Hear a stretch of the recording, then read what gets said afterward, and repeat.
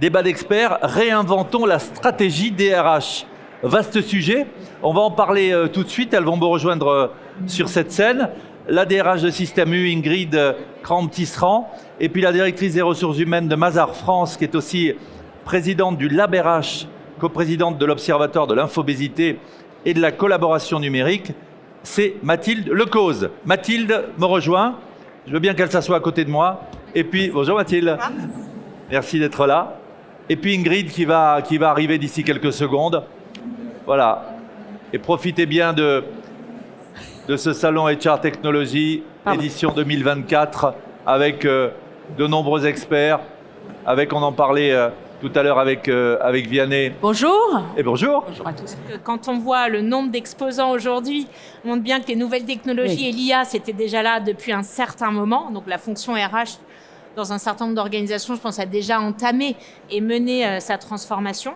Je pense que l'enjeu aussi, c'est quel rôle, et on va en parler, du DRH dans l'organisation avec l'émergence de l'IA générative sur l'ensemble des métiers et quelle position tenir dans les choix qu'on va faire entre monter vite en termes de maturité technologique et les enjeux de CSRD aujourd'hui. On parle de l'environnement, des enjeux sociaux et sociétaux. Et peut-être que c'est aussi là le rôle aujourd'hui du DRH d'être, en tout cas de porter une voix responsable sur la manière de se transformer, à quelle vitesse et de quoi parle-t-on quand on parle création de valeur. Voilà, quelque part être un poste d'observation et en même temps un phare dans, j'allais dire la tempête, dans l'incertitude. Merci beaucoup Mathilde. Ingrid, par rapport à ce qui a été abordé, par rapport à cet éloge de l'authenticité qu'évoquait tout à l'heure Didier Pitlet, réaction?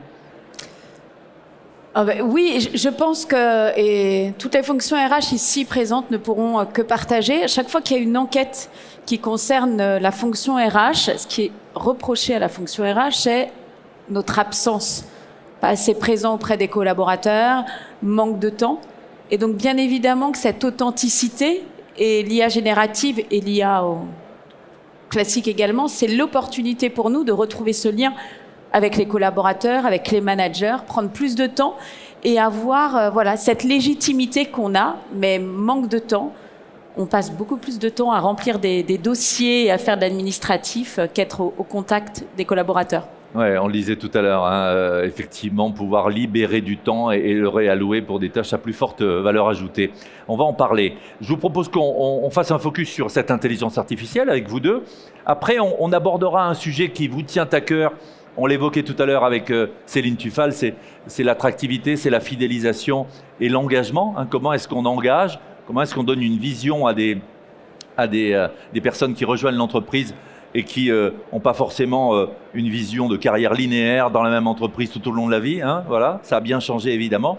Et puis, DRH stratège, qu'est-ce que ça veut dire? Alors, penchons-nous déjà sur cette intelligence artificielle, le DRH augmenté à l'intelligence artificielle.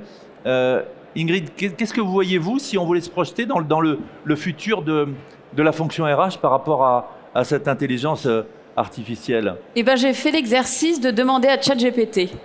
Hier, pas mal. Je lui ai posé la question. Et c'était intéressant. Il y a bien évidemment pour lui, et c'est exactement ce qu'on s'est dit avant, il reprend quand même un certain nombre de données, donc je le trouve plutôt assez pertinent. C'est l'opportunité de passer beaucoup plus de temps auprès des collaborateurs et de gagner du temps, de gagner en productivité. Donc il a donné des exemples sur la possibilité d'améliorer des contenus, de préparer des contenus, d'aller beaucoup plus loin sur la formation avec de la réalité virtuelle, des jeux vidéo. Donc il a comme ça défini 5 ou 6. Ce que je trouve pertinent en revanche, c'est qu'il nous alerte tous sur l'éthique et la transparence en rappelant notre obligation d'être dans l'objectivité et dans l'équité. Et je pense que ça va être l'enjeu le plus compliqué pour nous. On parlait de biais tout à l'heure. Exactement.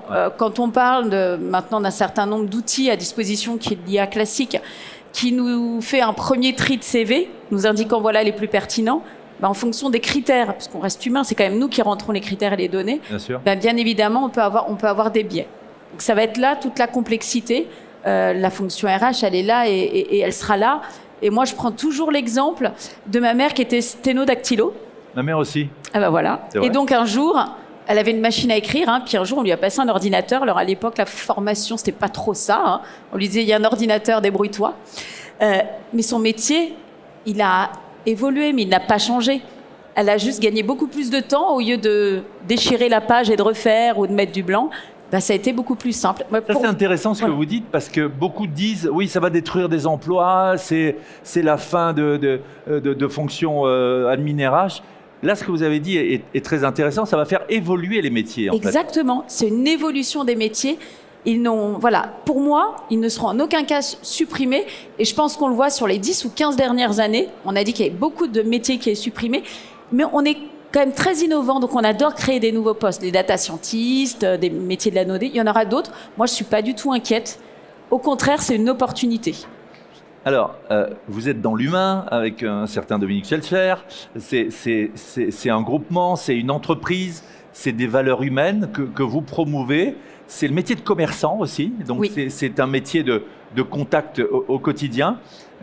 Comment est-ce que vous voyez justement ces sujets d'intelligence artificielle pour accompagner ce qui fait l'ADN de Système U? Alors, nous, on a déjà eu des partis pris. Par exemple, on a très peu de caisses, voire pas du tout de caisses automatisées, parce que le contact est primordial pour nous. Donc, on le voit encore une fois, au sein des métiers du commerce et pour les managers, comme l'opportunité d'être au plus près du client et donc de réduire toutes les tâches. Mais on aura plus de temps pour le commerce, plus de temps pour aller au contact des seniors, puisqu'on sait également que la population va vieillir et on va pouvoir leur proposer de nouveaux services. Donc au contraire, une opportunité également, pas d'inquiétude. On dit aussi, et je ferai réagir aussi Mathilde, que ça permet de gérer, de manipuler, d'agréger et de traduire et décrypter des masses considérables de données. Là aussi, ça va aider, hein, sur ce côté masse. Ingrid, Mathilde? Sur la masse de données, ouais. Oui, tout à fait. Je pense qu'effectivement, aujourd'hui, on a, comme je disais, déjà beaucoup d'outils aussi dans nos organisations et dans la fonction RH, mais parfois avec de la donnée un petit peu désagrégée, je peux dire. Ouais. Et aujourd'hui, en fait, et c'est le propos qu'on développera après, dans les enjeux aujourd'hui de reporting extra-financier, comment on va mesurer une autre valeur qui n'est pas la valeur économique, mais la valeur humaine, sociétale, de la mission sociétale aussi de l'organisation. Là, on voit que la donnée, elle est plus difficile à collecter, elle est plus difficile à agréger et à analyser. Et effectivement, l'IA peut nous aider plus facilement à faire un traitement de données, à y voir plus clair. Alors, chez Mazars, vous avez cette vision qui est partie de France, hein, puisque les gènes de Mazars sont en France, mais avec une empreinte, un footprint qui est international. On parle beaucoup de cette voix des RH qui a pris de l'ampleur, qui a une résonance encore plus importante parce qu'on a vu le travail que vous toutes et vous tous avez accompli pendant la période Covid. On a beaucoup parlé de ce duo directeur général des RH. La voix des RH, et j'allais dire pour avoir un impact, et vous aimez à dire, Mathilde, peut-être être encore plus militant, activiste, c'est ça? Oui. C'est vrai que moi, je vois beaucoup le FADRH comme un activiste, un militant dans l'organisation pour défendre les droits humains en fait, et les intérêts des collaborateurs. En tout cas, la vision humaine. Tout à l'heure, Didier présentait les valeurs, par exemple. À la fois, on peut être très souple et flexible aujourd'hui et adaptable dans la fonction RH, mais est-ce qu'on est flexible avec les valeurs? Moi, je crois beaucoup à la radicalité dans les valeurs, parce qu'en fait, sinon, elles n'existent pas si c'est en fonction des envies, des situations et des gens. Donc il y a effectivement un certain nombre de sujets aujourd'hui, lorsqu'on veut défendre un alignement, des convictions qui nécessitent d'être extrêmement activiste, combattante dans le bon sens du terme. Mais en tous les cas, effectivement, il faut les défendre parce qu'à un moment, le business revient. On citait des exemples et je pense que c'est tout le sujet aujourd'hui, aussi avec l'émergence de l'IA. Bien sûr, à la maille globale, on se dit il y a des métiers qui vont disparaître, il y a des métiers qui vont être réinventés. Mais à la maille d'une équipe ou d'une organisation, ça va vraiment dépendre des choix que vont être faits. Quand on dit par exemple 30% de productivité en plus grâce à l'IA générative, il y a deux façons. Il y a peut-être des organisations qui vont dire je vais rembaucher 30% de moins de RH, ou 30% moins de salariés, ou alors je vais profiter de cette efficience, quelque part, cette productivité améliorée, pour revoir l'équilibre de vie, pour encourager mes collaborateurs à faire des missions sociales et environnementales, c'est-à-dire avoir un impact dans la cité. Et moi, je crois beaucoup plus à cette valeur-là. Mais après, c'est pas un sujet qui est acquis pour tout le monde, que la création de valeur n'est pas que financière. Je voulais citer un exemple. Je vois Mathieu Penet qui est là, fondateur de Yago. On travaille notamment sur les réponses à candidats. On a beaucoup de candidatures pour comment donner une réponse à candidat sur mesure. Aujourd'hui, il a créé un projet qui permet de faire de la réinsertion et qui travaille avec beaucoup de personnels aussi qui souhaitent avoir l'accès à l'emploi. Quelle est la place de l'IA par rapport à ça ? Faut-il sauter sur l'IA en se disant mais on va être encore plus efficient, ça va être encore plus vite, ça va peut-être me coûter moins cher. Mais en faisant ça, je détruis de la valeur parce que j'en crée autrement. Elle n'était pas économique. Et je pense que c'est ce sujet-là que le DRH doit porter plus largement dans l'organisation de quels vont être les usages faits de l'IA et quelles vont être les conséquences ou les décisions prises lorsqu'on va observer ces hausses de productivité. Par rapport à ce que vous dites justement, j'évoquais tout à l'heure la place des RH en lien avec la direction générale. C'est aussi un moyen d'asseoir et d'être activiste versus la fonction finance. La fonction finance qui, comme la fonction marketing, était réputée pour ses données fiables. Les RH ont des données qu'elles mettent de plus en plus en avant. L'IA va aider à mettre en avant et à montrer l'efficience de ces données aussi. Oui, ce qui est sûr, c'est que les outils vont nous aider à être aussi efficients. Il y a aujourd'hui des tâches, même si on a beaucoup d'outils pour automatiser, robotiser, qu'on fait encore à la mano. Les managers aussi sollicitent beaucoup les fonctions RH et via des outils vont certainement être plus autonomes. Que va-t-on faire de ce temps dégagé ? C'est tout l'enjeu. Et je pense qu'effectivement, il est important de le remettre au service des collaborateurs pour être beaucoup plus... On va parler tout à l'heure d'engagement, d'accompagnement des talents. Est-ce qu'aujourd'hui, on a une capacité d'accompagner sur mesure, de façon extrêmement qualitative, tous les individus qui constituent l'organisation? Ça prend du temps. Ça prend énormément de temps. Par rapport à ça, justement, réaction Ingrid, accompagner les collaboratrices et les collaborateurs. Il y a, dans les magasins, il y a un nombre incalculable de métiers. Vous avez fait partie, j'en parlais avec Isabelle Calvez, la DRH de Veolia, les déchets, l'environnement, de ces métiers, de ces professions qui ont été en première ligne pendant le Covid. Besoin d'accompagnement, évidemment. Bien évidemment. Alors, c'est même plus large. À l'issue du Covid, c'était des métiers extrêmement reconnus. On appelait les invisibles qui devenaient visibles. Exactement. Et ça a été très difficile pour ces métiers. À l'issue du Covid, où on a vite oublié tout ça. Comme les infirmiers et autres, exactement, les applaudissements. On est tous revenus dans un quotidien. Et donc, on a eu quand même une vague de démissions, une vague de réflexion sur le sujet. Alors, cette année va un peu mieux, mais l'année dernière, on était pratiquement en plein emploi avec des vraies difficultés de recrutement, des disparités régionales, parce qu'on est quand même implanté sur tout le territoire, mais chez nous principalement en région.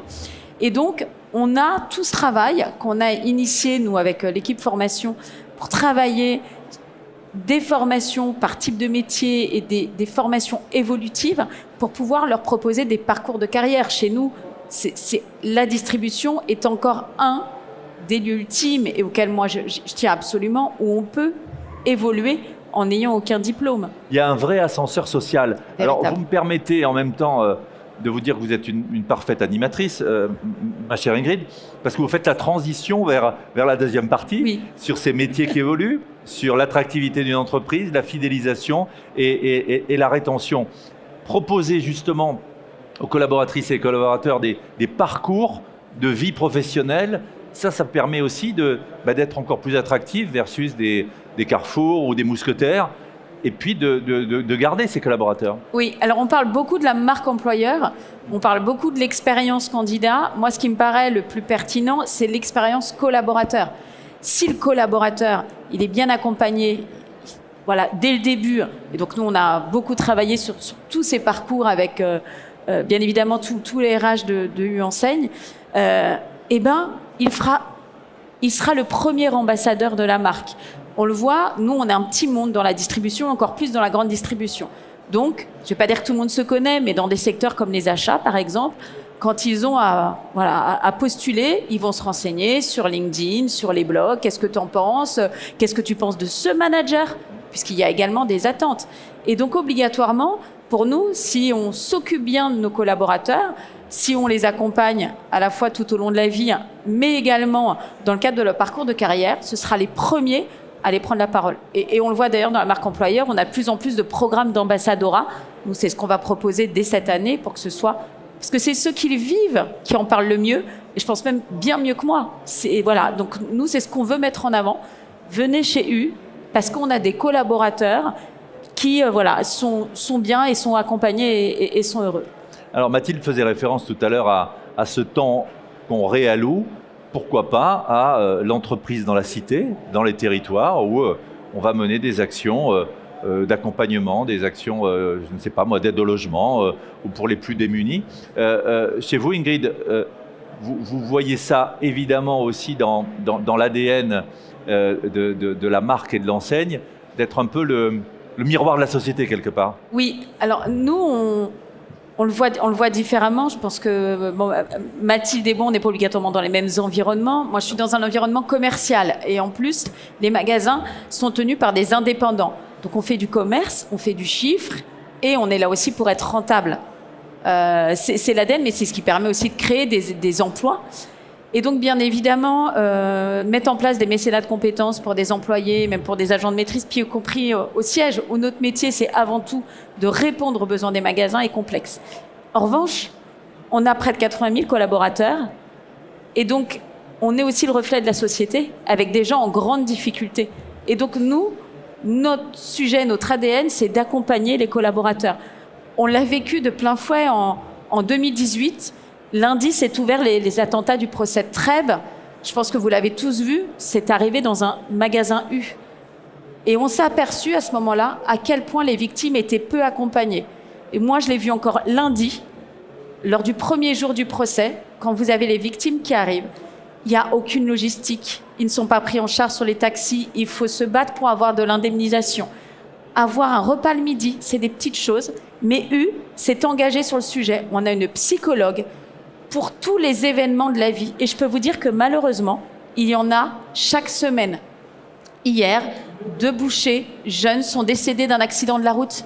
Comment ça se passe dans ce cas-là ? On a immédiatement tout un process de mis en place pour aider l'associé, pour aider les collaborateurs, avec bien sûr des psychologues, mais également s'assurer qu'on pourra fermer le magasin pour aller à l'enterrement. C'est des petites choses. Mais si vous saviez comment c'est important pour les collaborateurs d'être dans des moments aussi compliqués qu'un décès, qu'un divorce, ce qu'on appelle nous des accidents post-traumatiques, d'être là. Et on se bat également pour les violences intrafamiliales au quotidien, parce que c'est vraiment le reflet de la société. Mathilde le disait, Ingrid, je vous coupe, oui. Mais c'est vraiment l'entreprise dans la cité, être le miroir de ce qui se passe, être au plus près des attentes des collaborateurs. On est dans des sujets sociaux et sociétaux. Hein. Oui, et c'est vrai que l'intervention de Didier le présentait tout à l'heure, c'est que même dans les leviers de motivation à rejoindre une organisation, on rejoint et aujourd'hui il y a tous les débats de est-ce que c'est à l'entreprise de prévoir ci ou ça. Alors il ne faut pas être trop intrusif dans la vie personnelle, mais c'est vrai que les gens rejoignent une organisation comme une tribu, c'est-à-dire mon équipe, manager, est-ce que ce sont des gens avec qui j'ai envie de partager quelque chose. Aujourd'hui, c'est un des plus grands leviers de motivation pour rejoindre une organisation. Et en termes d'engagement, je constate que c'est ce qui fait que les gens restent ou ne restent pas dans une entreprise et une équipe. C'est leur sentiment d'appartenance avec les gens avec qui ils travaillent. Et donc, des gens qui leur ressemblent. Et vous l'avez remarqué, c'est plutôt... et qui ont les mêmes valeurs, qui ont envie de partager alors, les mêmes choses. Alors, qui ont les mêmes valeurs, ça c'est sûr, mais surtout dans le vivre ensemble, le bien vivre ensemble, la considération. Ce que parfois on peut effectivement, et c'est un vrai sujet sociétal, parce qu'on le voit dans la cité et ça rentre dans l'entreprise, mais aujourd'hui, il y a des choses malheureusement qu'on peut observer dans la société, qu'on ne peut pas dans l'entreprise. En entreprise, il faut savoir vivre ensemble. Parce qu'il faut travailler ensemble pour créer une valeur commune, financière ou non financière. Et donc, c'est vrai que le bien savoir vivre ensemble, se considérer, avoir conscience que c'est des hommes et des femmes. Donc, on a tous des épreuves de vie où, en fait, on n'est pas des robots. Alors là, on n'est pas des robots. On l'a jamais été. Et quand on a un décès, quand on est en PMA, quand on est parent aidant, quand il y a plein de situations de la vie, moi, je pense que c'est à l'organisation, en tous les cas, de permettre la conciliation entre ces temps de vie et le travail. Ça ne veut pas dire être maternant, mais... Vous avez raison, hein, de plus en plus porosité entre la vie pro et la vie perso. Ça interroge, réinventons la stratégie RH. ça interroge aussi sur le rôle des managers, le rôle du leadership. Hein. Oui. Réaction toutes les deux, vous Mathilde. C'est vrai que le manager aujourd'hui d'ailleurs a un vrai rôle de s'occuper des gens. Parce que c'est lui qui va donner envie à quelqu'un de rejoindre l'entreprise. C'est lui qui transmet la culture, les valeurs, parce que c'est déjà par observation ou mimétisme de ses comportements, qu'est-ce qu'est la culture, mais surtout qui met en œuvre la politique RH. On peut penser plein de programmes, si après sur le terrain les managers ne sont pas convaincus. Je donne un exemple, on met en place le congé second parent à 2 mois et demi. Ouais. Bon, c'est génial. Sauf que si le manager à qui je vais l'annoncer me dit à chaque fois « Non mais t'es foutu, si tu prends ton congé second parent de 2 mois et demi, personne ne va le prendre dans l'équipe, ça sert à rien. » Donc on voit bien qu'en fait le manager est vraiment la pierre angulaire qui va faire que les idées prennent vie et sont une vraie réalité. Donc ils doivent être formés. Mais je me questionne, peut-on être un bon manager dans une organisation et si on n'est pas aligné avec les valeurs et les actions de l'organisation? C'est même un pacte. Je décide, je prends un rôle de management, je m'engage, c'est ma responsabilité individuelle de me dire est-ce que je suis aligné, oui ou non, et donc si je suis aligné, de le pousser à fond.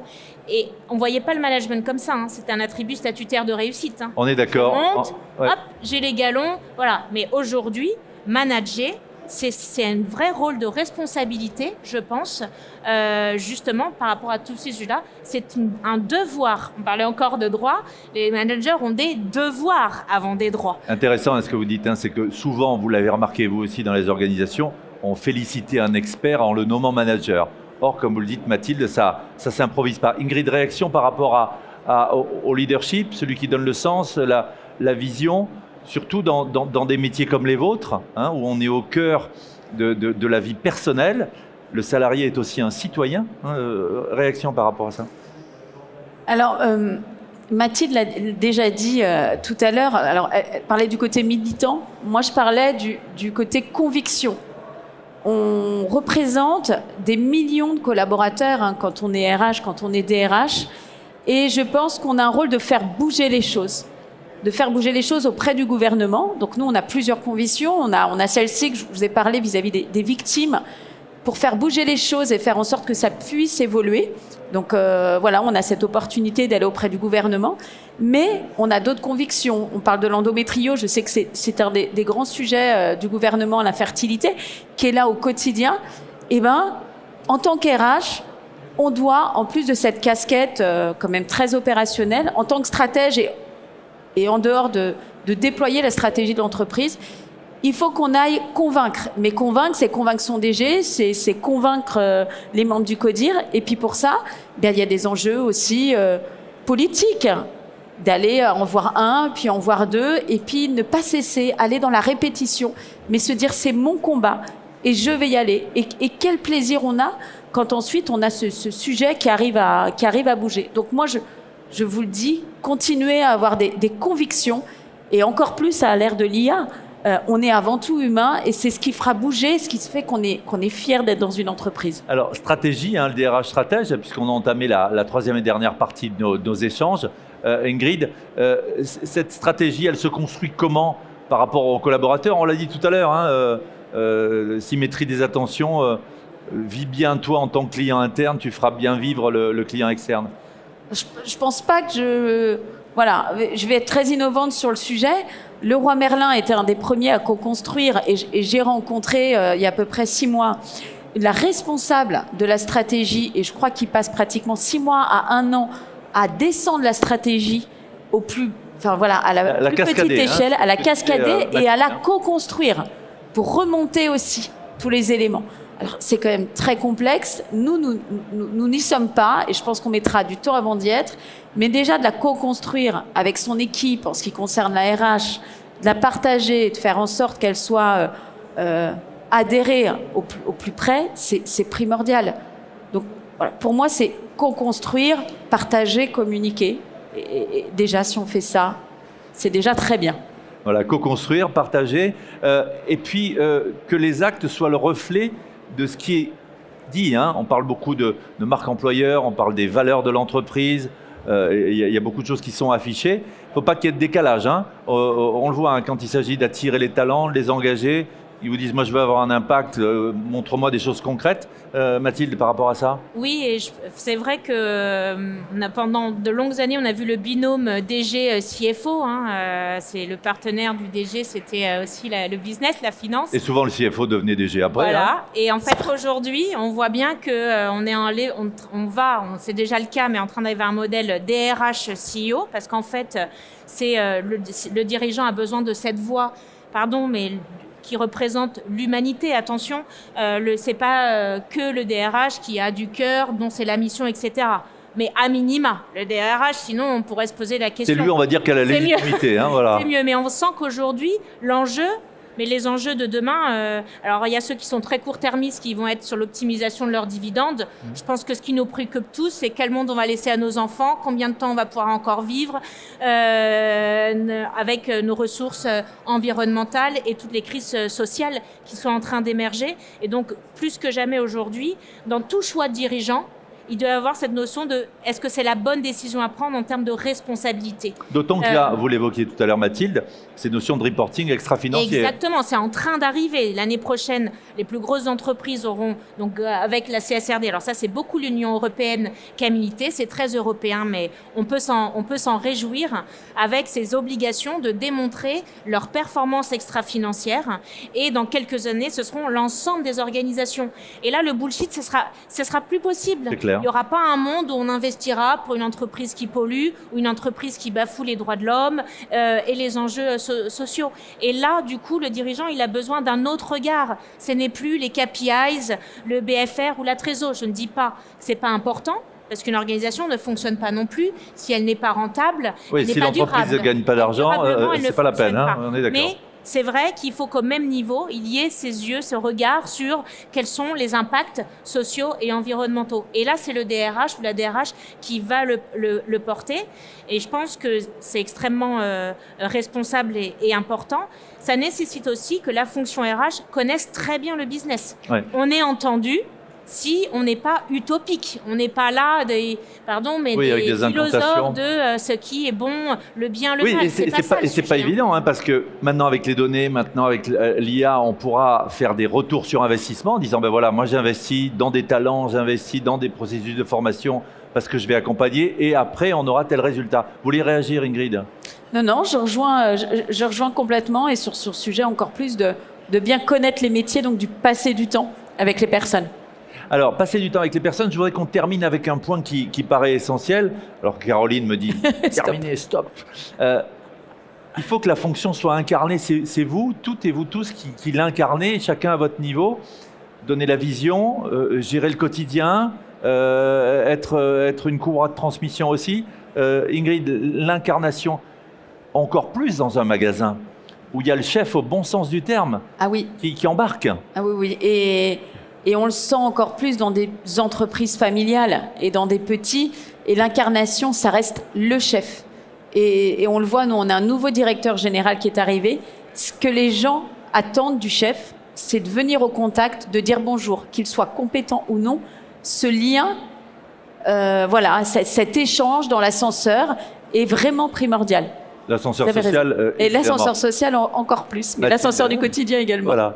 Mathilde, l'incarnation? Oui, je pense que pas que par, encore une fois, le ou la DRH, c'est à tous les niveaux, mais c'est vrai que je perçois la fonction RH, le dirigeant RH, comme le gardien du temple des valeurs et des promesses. Et donc, à ce titre-là, plus que jamais, il faut être extrêmement exemplaire tous les jours. Et ça demande une capacité de remise en cause permanente. Parce qu'en fait, on peut tous ne pas être exemplaires sans en avoir conscience. Être respectueux ou bienveillant ou courageux ou exigeant, c'est des belles choses.